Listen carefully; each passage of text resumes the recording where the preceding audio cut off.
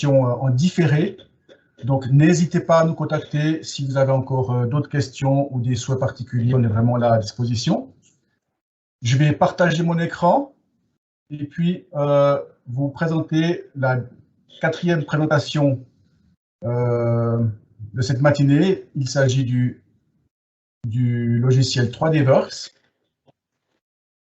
Et puis, la même chose, quelques slides, quelques diapositives pour vous montrer un petit peu le contexte du logiciel et ensuite des démonstrations en direct. Donc, j'ai prévu 2 démonstrations, une qui concerne la restitution de bâtiments, de construits, pour en faire des plans 2D, 3D, des coupes IFC, et une deuxième qui traite les modèles de terrain. Donc, voici quelques mots sur le logiciel. Les points forts du logiciel, il y en a 4. Le premier, c'est vraiment le chemin le plus court pour aller du nuage de points. Donc, on parle vraiment de milliers de gigabytes de données. C'est vraiment possible d'importer ça. C'est un outil de restitution. Hein. Donc, on importe le nuage de points. Le logiciel permet aussi de caler des nuages si ce n'est pas fait en amont. Mais surtout, on peut très vite restituer les informations nécessaires et ensuite en faire des plans 2D, 3D en quelques clics seulement. On met le logiciel à disposition aussi environ à 30 jours pour pouvoir l'essayer, car il est très intuitif. Ça, c'est le 3e point ici. Et on peut vraiment, avec une petite démo, peut-être en ligne, nous nous déplaçons aussi volontiers chez le client pour leur faire la démonstration et puis une petite introduction au logiciel. On peut ensuite vraiment l'utiliser. On est là aussi pour vous supporter pendant cette phase de test. C'est vraiment facile à utiliser. Le deuxième point que j'ai loupé, c'est la transparence, l'exactitude. Donc, la qualité escomptée est garantie. Et le 4e, c'est donc time to start, c'est-à-dire qu'avec la configuration par défaut, vous arrivez à des résultats qui sont vraiment satisfaisants, avec la possibilité toutefois de modifier certains paramètres. Ce qui concerne la restitution des bâtiments, donc il y a pour certains d'entre vous, certains utilisent déjà le logiciel, ont déjà eu une démonstration sur le logiciel, c'est la possibilité de découvrir mais aussi de redécouvrir. Il y a des améliorations qui sont faites régulièrement, et là j'ai installé la dernière version qui vient de sortir ou qui va sortir à la fin de ce mois, c'est la 2021.2. J'ai installé et elle permet déjà de pouvoir faire le traitement de dessin manuel. Vous le verrez, on peut vraiment faire du dessin semi-automatique par le logiciel et après corriger de manière manuelle dans le logiciel, et les fonctions ont été améliorées à ce niveau-là. On peut définir des codes altimétriques, on peut leur définir aussi des hauteurs de référence qui ont un impact sur tout le projet, sur les différentes coupes, sur les différents plans de façade, etc., etc. Il y a des objets qui peuvent être aussi directement construits dans le logiciel, des portes et des fenêtres, par exemple, avec des indications de hauteur. Je vous montrerai aussi en direct. Ces objets peuvent être bien sûr aussi donc exportés dans un format pour le traiter aussi dans un logiciel de dessin plus tard. Et ces objets, on peut les exporter avec ou sans orthophoto pour, par exemple, illustrer un plan de façade. Ici, un exemple justement d'un plan de façade. Je remercie le bureau YC Géomatique SA à Romont qui nous a mis ces données à disposition. Le bureau est en train de tester le logiciel. Et là, ils ont élaboré un plan de façade avec l'orthophoto en arrière-plan. Voilà. C'est une possibilité. Ici, un autre exemple avec des données aussi de test du bureau CIGEOM SA dans le Jura bernois. Là, il s'agissait de modéliser en 3D en format IFC des poutres du grenier, et là on a défini pour ceci 2 directions, donc on n'a pas besoin d'avoir le plan horizontal et vertical pour pouvoir modéliser. Là on a défini 2 directions et puis on a construit nos poutres sur cette base là. Voilà. Aussi pour la petite histoire, ici vous voyez l'image en haut à droite du grenier, du scan, avec des techniques de pouvoir sélectionner, éditer des points, mais vraiment en 3D. On a pu, c'était un Galta très encombré de matériel, on a pu faire une sélection en triangle, comme ça, 2 triangles en sélection en 3D, pour ensuite, avec une touche, effacer tout le matériel. Donc on a vidé le Galta avant de le modéliser, ce qui nous permet de pouvoir avoir les données, les poutres en meilleure apparence. Donc, restitution de bâtiment, c'est un point essentiel du logiciel, mais aussi, c'est un logiciel qui permet aussi de faire des modèles de terrain. Je vous ferai aussi une petite démonstration avec possibilité, par exemple, de calcul de volume, ou c'est une petite démonstration tout à l'heure. Ce qui est intéressant avec ce logiciel, c'est que vous pouvez vraiment classifier de manière automatique les points au sol. Ce qui veut dire, c'est que si vous avez un scan d'un drone, avec l'algorithme du logiciel, vous pouvez filtrer tous les objets, la végétation, les bâtiments, les voitures, etc. et ne garder que le terrain. Et ensuite, vous pouvez en faire des grilles régulières avec interpolation des trous si c'est possible, ce qui vous permet justement après, comme par exemple, de traiter ces nuages de poids, par exemple, dans un logiciel Geomapper chez nous, bien sûr, ou bien dans votre logiciel que vous utilisez au quotidien chez vous. On peut directement, dans ce logiciel, faire des calculs de volume, par exemple. On peut aussi faire tracer des profils en long, en travers. C'est aussi possible de le faire avec ce logiciel si on ne dispose pas d'un autre logiciel de DAO. Avec l'importation possible aussi de périmètres pour le calcul de volume au format DVG, DXF. Ici, ce sont des perspectives qui sont déjà réalité aujourd'hui, avec la version que je viens d'installer. C'est la dernière version qui est sortie, qui va sortir à la fin de ce mois. Donc, le premier point, il s'agit en fait d'un nouveau module qui s'appelle WebShare. Ce module vous permet de pouvoir partager avec votre clientèle un nuage de points, de pouvoir le visualiser via un navigateur Internet. Il y a un lien URL, simplement. Ça vous permet, je vous le montrerai après, ça marche déjà actuellement. On peut visualiser tout ce qui est vraiment points, nuage de points, et puis faire des mesures de manière assez sommaire pour l'instant. Ça reste une perspective, je laisse comme perspective parce que forcément, ça va être développé et amélioré. Et surtout, on attend bien sûr votre feedback pour pouvoir nous dire quels sont vos besoins et dans quelle direction on devrait se diriger. On est toujours friand de pouvoir avoir des retours. Donc, je vous propose de tester le logiciel, de tester ces modules et de nous faire un retour si nécessaire. Le deuxième point, il s'agit d'une conception 3D efficace. Ça s'appelle une segmentation dynamique. C'est des mots qui sont difficiles. Moi, je vais vous le présenter sous forme physique tout à l'heure dans la démonstration. C'est en fait, vous le voyez dans l'illustration à gauche, l'algorithme permet maintenant de détecter les différents plans et de pouvoir automatiquement digitaliser des angles, des arêtes en 3D. Ça permet aussi de construire aussi vos plans de façade de manière plus précise. En tout cas, avec cette segmentation, là aussi, ça reste, c'est déjà actuel dans cette version que je vais vous présenter, et ça reste une perspective, car là aussi, il y a un grand potentiel d'innovation possible. Encore une fois, beaucoup vont voir cette vidéo en différé, et je vous invite vraiment à poser vos questions. Ici, vous avez mon numéro de téléphone et mon adresse email. N'hésitez pas à me contacter, à contacter mon collègue Christophe Muller ou notre filiale à Kilwangen. Et maintenant, je vais passer à la démonstration.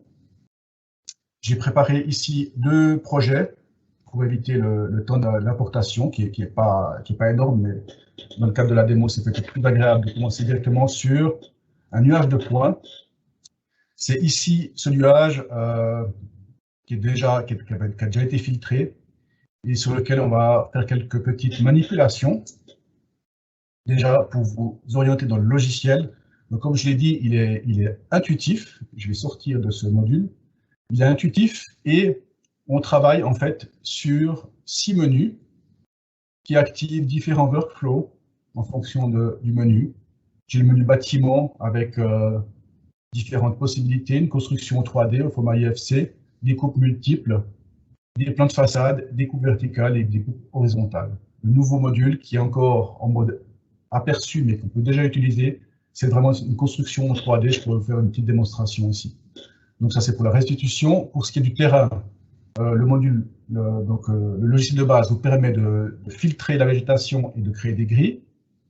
Et en option, vous pouvez activer aussi le calcul de volume ou la gestion de profil. Ensuite, On peut enregistrer des nuages de points, les caler les uns avec les autres, si ce n'est pas fait en amont. On peut mesurer directement dans le logiciel. On peut éditer des points avec différentes méthodes.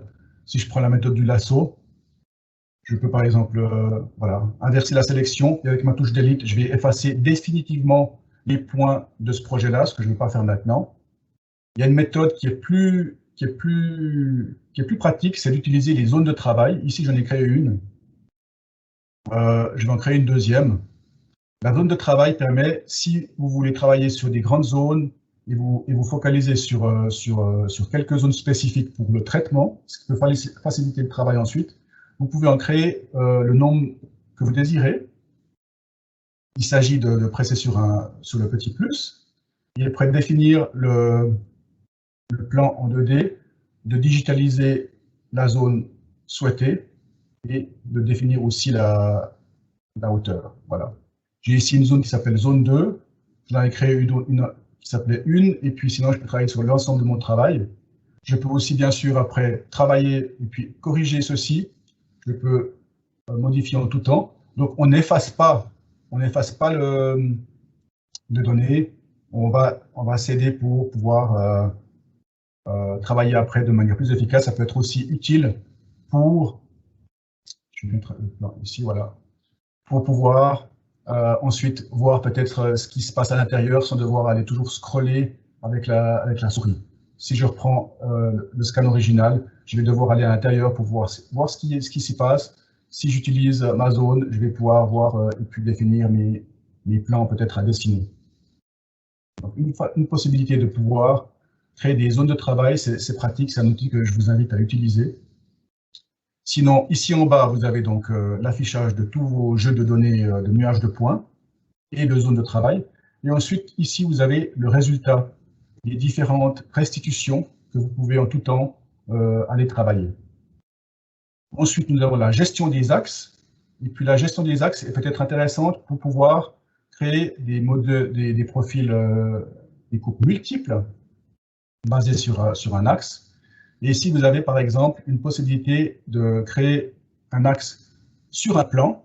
Et si je vais digitaliser sur cette façade, vous verrez, voilà, c'est cette fameuse segmentation dynamique du logiciel qui permet d'aller automatiquement repérer les plans sur la façade et puis d'en tirer quelque chose d'horizontal. Et là, je vais pouvoir tirer mon axe que je vais appeler axe 1, c'est comme ça, c'est égal. Voilà. Je peux activer ou désactiver, mais sur lequel je vais pouvoir travailler. Je peux aussi utiliser des raccourcis clavier si je ne veux pas utiliser cette segmentation dynamique, si je veux vraiment digitaliser des points spécifiques sur la façade. Ça me permet aussi de définir avec des raccourcis clavier un plan d'une manière différente, mais là, le résultat sera le même. Voilà. Comment pour ce qui est des axes. Et ensuite, le type de DAO utilisé pour construire, il y en a un en standard, c'est du bleu standard. On peut modifier la couleur, on peut en rajouter autant qu'on veut pour pouvoir ensuite exporter ces fichiers au format DXF et DBG en gardant cette structure de layout, enfin de couche, de calque que vous pouvez utiliser après dans un DAO. Voilà ce qui sont les principales fonctions. Tout en haut, ici, vous avez aussi toujours l'accès avec le portail client, l'accès à la gestion de vos licences, les notifications aussi, comme tous les logiciels. Hein, on peut voir les fonctionnalités ici. Les dernières ne sont pas encore affichées pour 2021.2. J'ai déjà cette version, c'est déjà traduit, ça va aussi apparaître. Mais vous êtes déjà ici dans le logiciel au courant, selon les versions, de quelle nouveauté a été effectuée. Et si vous voulez avoir plus de détails, vous avez encore un accès sur un PDF ici, avec la note de mise à jour plus complète. Voilà. Avec la choix encore des langues, si vous voulez changer de langue, c'est aussi possible dans le logiciel. Voilà. Ensuite, maintenant, je vais commencer à restituer quelque chose sur ce bâtiment. Je vais aller activer le menu bâtiment. En choisissant le premier workflow, c'est créer une coupe horizontale. Il me propose un nom par défaut, je peux le changer si je veux. Et ensuite, je passe. Donc, le workflow se trouve toujours à droite du logiciel. On suit généralement de haut en bas. Donc, quand je dis que c'est assez intuitif, c'est qu'en fait, voilà, il faut se laisser en fait guider par le logiciel pour pouvoir construire ces différents plans. Ici, je peux aller naviguer directement dans le logiciel pour trouver une altitude. Je peux aussi l'indiquer à la main. Et puis là, on voit en bleu les points que le logiciel va pouvoir digitaliser. On peut aussi modifier l'épaisseur du plan à sa guise. Si je zoome un peu, vous voyez qu'avec cette version-là, le logiciel va pouvoir créer sur ce plan directement vectoriser des vecteurs basés sur ces sélections. Voilà. Ensuite, je lance l'algorithme. Donc, ma coupe horizontale 2 est créée. Celle-ci va être disponible en bas à gauche ici dans mes résultats. Je pourrais la modifier aussi après coup si jamais. Je laisse l'algorithme faire son travail. Peut-être une parenthèse en bas à droite, vous voyez la dernière sauvegarde avec l'heure, 11h28. Donc ça, c'est aussi des paramètres que vous avez, des paramètres généraux. Par défaut, c'est une sauvegarde tous les 30 secondes. Et puis, s'il y a des manipulations qui ont été effectuées, vous n'avez pas à vous soucier de sauvegarder quoi que ce soit. Vous pouvez rentrer et sortir du projet et continuer le travail là où vous l'aviez arrêté. Ensuite, je sors de ce plan. Donc, j'ai créé une coupe horizontale, je l'ai appelée coupe horizontale 2. J'ai défini mon plan de coupe. Et maintenant, je suis ma recette, on va dire ça comme ça, pour arriver sur la correction manuelle. Et là, on travaille, vous voyez, sur un plan en 2D. Et avec 3D Works, je peux en tout temps passer aussi en vue 3D, m'aider de la souris pour pouvoir visualiser ceci en 3D, avec ou sans l'arrière-plan. Voilà. Donc, je vais aussi pouvoir, je vais aussi pouvoir m'aider à m'orienter dans le nuage de points. Ça me permet aussi, par exemple, d'aller mesurer directement. Donc, j'ai aussi j'ai les outils mesure, mais ici, j'ai aussi un outil qui me permet de pouvoir sélectionner depuis le sol avec une hauteur en perpendiculaire, une hauteur de porte comme ça, qui peut me rendre service de savoir, voilà, 2,10 m, 2,09 m. J'ai cette information, je peux la laisser là. Je peux aussi ajouter un texte et puis mettre n'importe quoi comme texte. Ça, c'est des objets qui vont aussi être directement exportés avec la coupe. Et bien sûr, on peut le modifier en tout temps. Donc ici, je vais ressortir de mon plan en 2D. Et ce que je voulais montrer, ou alors les personnes qui utilisent déjà le logiciel, on devait toujours sélectionner une ligne si on n'était pas content, puis l'effacer avec la touche delete. Maintenant, il existe des fonctions qui permettent d'aller directement les effacer. Voilà. Au fur et à mesure, je peux cliquer sur mes lignes et nettoyer mon nuage au fur et à mesure. Si j'utilise la touche espace, je vais utiliser la dernière fonction utilisée. Donc, je peux rester sur la main sur ma souris et puis aller effacer des choses qui doivent être effacées. Je peux aussi étendre les lignes de manière automatique. Et là, on va voir ce que le logiciel, si je me pose dessus, ce qu'il va me proposer, il va faire une intersection automatique. C'est des choses qui peuvent être utiles. Et puis, si j'accepte, si je prends cet exemple-là, par exemple, voilà, c'est pas un bon exemple. Voilà, ici, une intersection automatique. Voilà. Ces outils de construction ont été améliorés aussi avec, si on veut modifier ou construire de nouvelles lignes. Donc, je peux aussi, avec des raccourcis clavier, aussi garder par exemple une direction. Et je peux aussi utiliser des fonctions intelligentes et je me laisse aussi guider en fait par par le logiciel. Ici, je suis passé à travers ce vecteur pour donner une croix. Et là, il va me dire si je suis déjà en prolongation, oui. Et puis, en plus, je suis en parallèle avec la ligne du dessous. Voilà. Donc, ça me permet de pouvoir...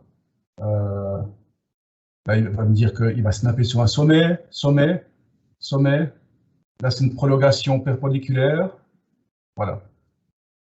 Différentes options, je peux si elles me dérangent, je peux les activer, les désactiver ici. Hein. Donc, si j'ai pas envie d'avoir ces parallèles automatiques, ces perpendiculaires, je peux aussi les désactiver. Ce qui ne fait pas forcément sens parce que c'est vraiment des outils qui sont intéressants. Et puis, le logiciel ne fait que proposer. On peut l'utiliser à ses besoins.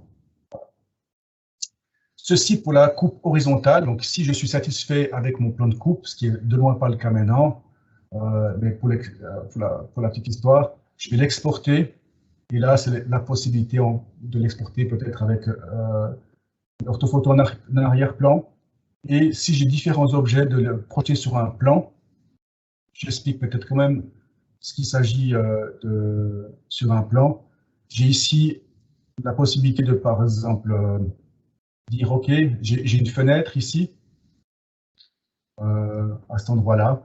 Donc, je connais la hauteur. Je peux encore me balader dans le nuage de points pour pouvoir adapter ceci. Je peux le mesurer.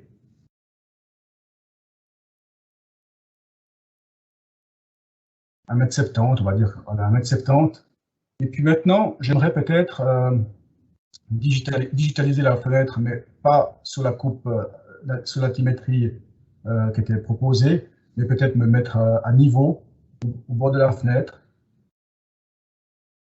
J'ai cette possibilité-là, voilà, de construire ma fenêtre, par exemple, sur ce plan. Je vais ressortir de la vue 3D. Ici, voilà, une nouvelle fenêtre. C'est juste pour l'exemple. Et puis ici, indiquer ma voilà.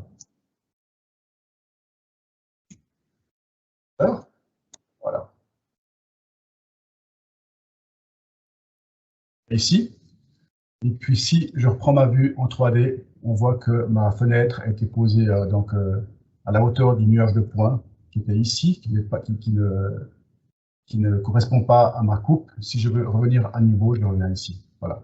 Ensuite, donc, si j'exporte mon plan, je peux choisir de tout projeter sur un plan ou de garder aussi cette information en 3D qui peut être intéressante. Pareil pour les cotes altimétriques. Correspondent en fait au sol. Et puis, si j'enlève ça ici, voilà. Ici, je peux aussi donner une altitude de référence. On va s'en mettre.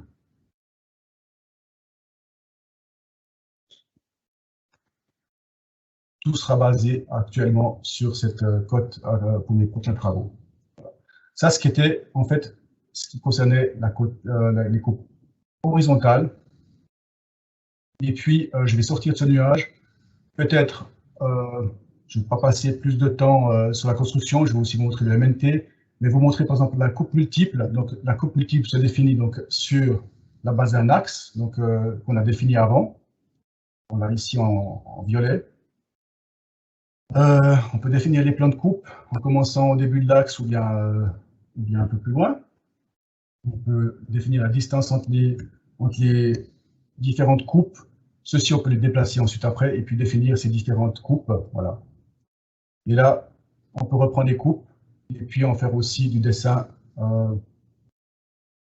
automatique des différentes coupes et puis pour ensuite en fait les travailler pareillement avec la correction manuelle. On peut jongler sur les différentes coupes et travailler toujours en 2D et en 3D. Hein. Voilà. Plan de façade. Ici, peut-être intéressant de vous montrer l'aspect de définir un plan principal. Je choisis par exemple 2 points. Et puis définir une profondeur. Aussi définir la direction souhaitée. Et là-dessus, construire mon bâtiment. Et là aussi,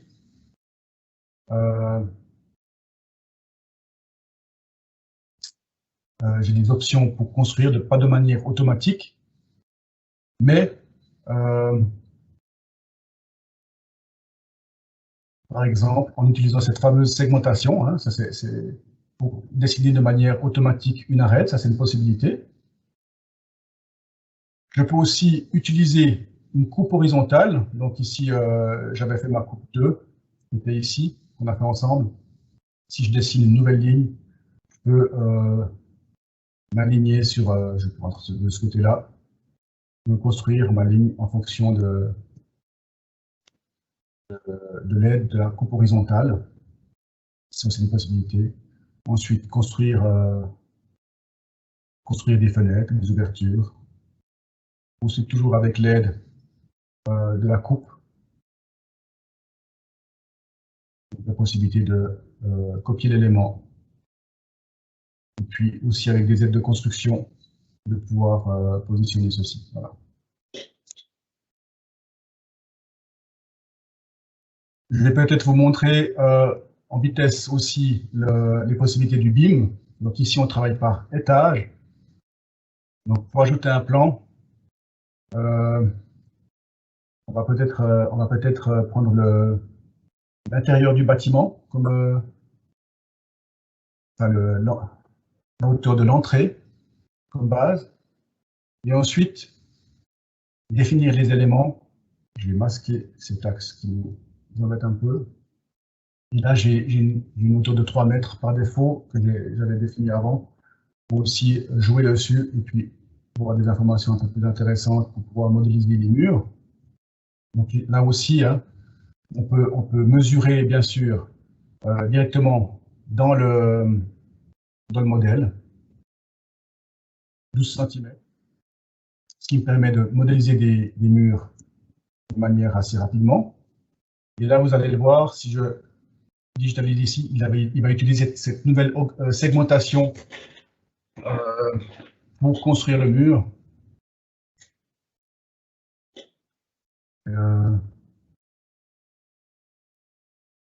Là, j'ai utilisé, pardon, deux plans. Je vais recommencer. J'utilise un nouveau mur, un plan. Voilà, de 12 cm. Touche espace pour pouvoir continuer avec la même fonction. Et puis, je peux construire mes différents murs. Voilà. Je peux bien sûr aussi les éditer, ces murs, pour le détail. Et puis là aussi, j'ai une possibilité d'utiliser la segmentation, si c'est possible. De l'autre côté, utiliser peut-être, voir si ça marche. Sélectionne arrête. Voilà. Ici, voilà, des aides automatiques qui vont m'aider à digitaliser les ouvertures de manière précise. Je sors de ma vue 3D et ensuite peut-être digitaliser une ouverture. Voilà. Si je sors de ceci, vous voyez mon mur avec l'ouverture digitalisée.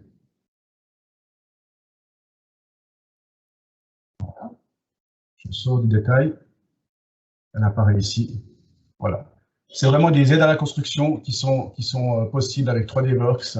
Et puis on peut construire les murs, les ouvertures, les sols, etc., en format en maquette 3D, IFC, mais aussi des poutres verticales, et comme on l'a vu dans le slide de la PowerPoint aussi oblique. Avant de finir, j'aimerais juste vous montrer encore deux mots sur la possibilité de pouvoir traiter des MNT. Ici, j'ai un exemple d'un MNT avec deux états d'une décharge qui ont été scannés. Et puis, j'en ai créé en fait deux modèles de terrain, donc de gris. Je peux jouer aussi sur différentes apparences en fonction de la pente, par exemple. Ici, je suis content, je peux appliquer à tout. Ça veut dire que mon deuxième jeu de données sera aussi avec la même apparence. Et là, je vais utiliser en fait le calcul de volume. Ce module qui me permet de calculer, qui me permet de pouvoir calculer les volumes basés sur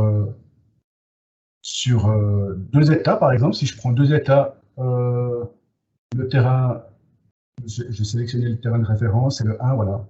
Là, je fais la différence entre les deux états. Si je n'ai pas à disposition deux jeux de données, je peux aussi me baser sur une limite ou sur une altitude.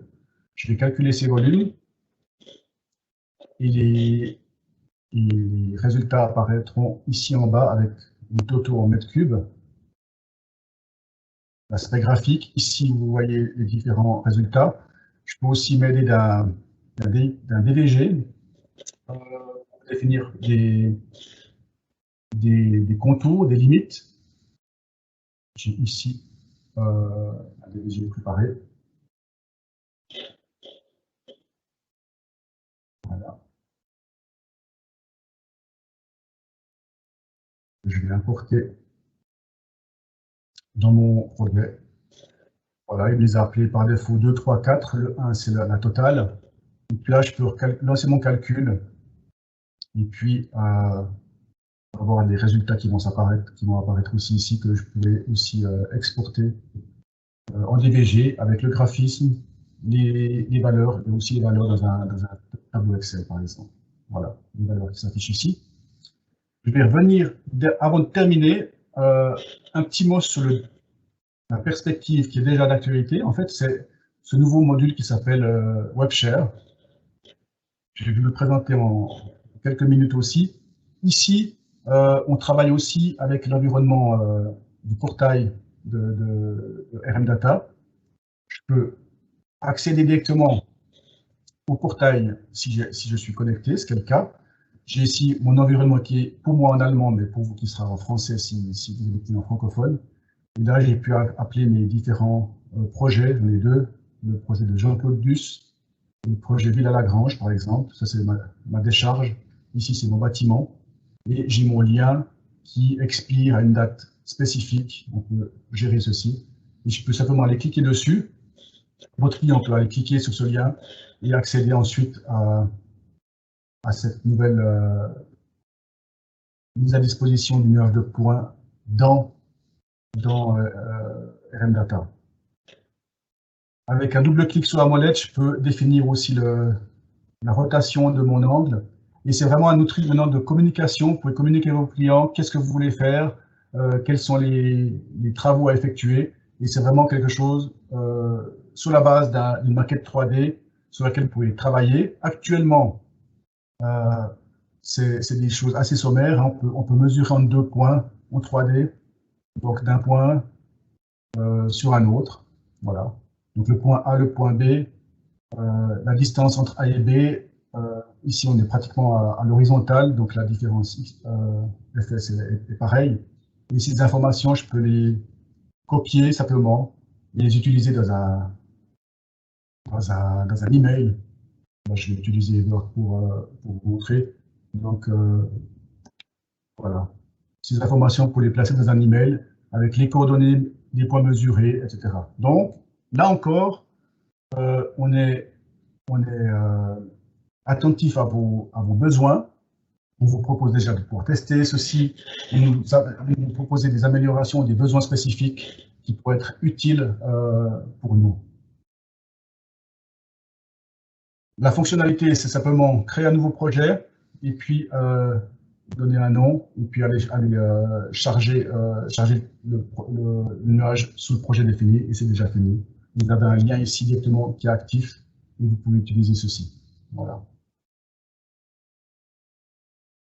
Je crois que j'arrive au terme de ma présentation.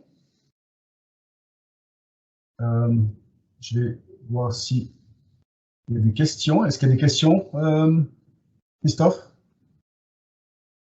Oui, Laurent, merci pour ta présentation. C'est incroyable qu'est-ce qui se passait pendant les derniers mois dans TradeWorks. Quels sont les formats supportés pour les nuages de points, pour l'importation? Alors, l'importation, il y a les formats PTS, E57 et LAS LAS comprimé, LATS, pour l'importation, hein, on est d'accord? Oui, importation. L'exportation, on peut aussi exporter du PTS, mais aussi du XYZ, ce qui est pratique hein, pour travailler dans un DAO, et aussi du LAS et du LAS comprimé. Oui. Tu as montré le nuage de points, le volume. Pour la future, RM Data va aussi développer quelque chose pour la photogrammétrie. Effectivement, c'est prévu, en tout cas, dans les prochains développements, d'intégrer aussi un module de photogrammétrie directement dans le logiciel. Oui, c'est juste. La perspective, je ne peux pas encore donner précisément, mais je pense que c'est à l'horizon 2022, je dirais, comme ça, actuellement. OK, merci, c'est déjà tout.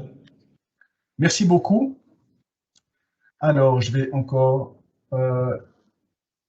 partager une dernière fois mon écran.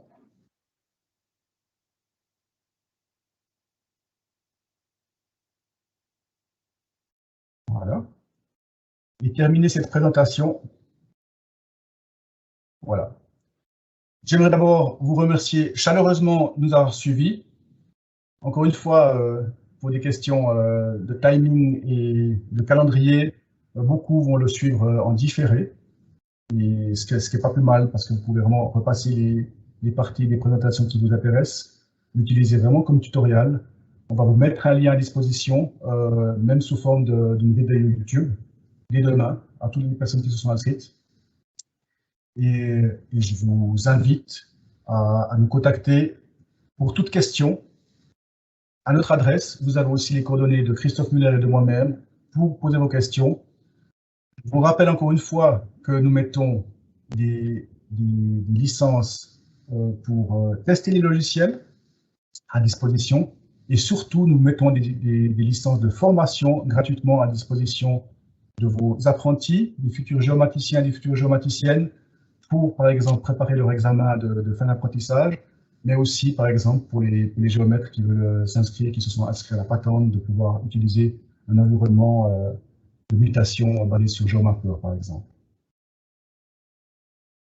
Un grand merci pour votre attention et je vous souhaite un magnifique été. Au plaisir de vous retrouver en septembre, le 2 septembre, à Yverdon-les-Bains. Je l'espère, si la situation sanitaire le permet encore, de pouvoir le faire déjà autour d'un café.